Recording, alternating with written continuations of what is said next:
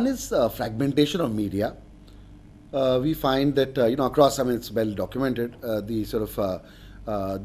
was a time when one Mahabharat could give you 85% of all television watchers at one go, and that's a far cry from what it is today.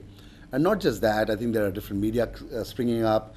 Uh, the internet space is extremely fragmented.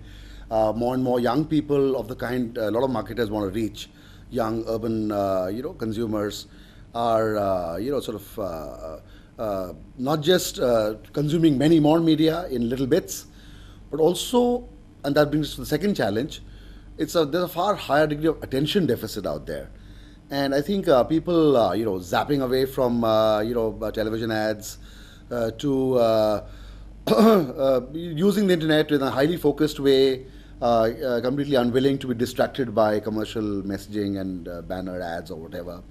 And basically, just churning out of your medium at the first, sign of boredom. So attention deficit, and how do you manage to engage people? And the third, I think, is basically that today it's no longer, I think, traditional systems of authority have eroded. Parental authority, authority figures in society. Today it's no longer enough even for an editor to pontificate from his pulpit. People listen to peers, to others that they believe in far more than necessarily just sort of brands and authority figures. And therefore, I don't think it's any longer adequate for brands to simply say their message on a one-to-many basis.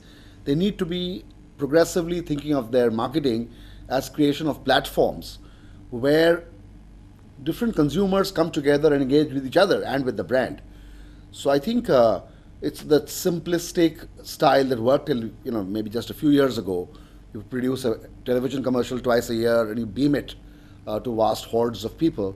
That's changing to a far subtler game where you need to penetrate many different subsets of communities.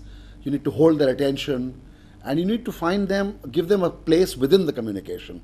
It's not just that they will be passive receivers of communication, but active participators in them.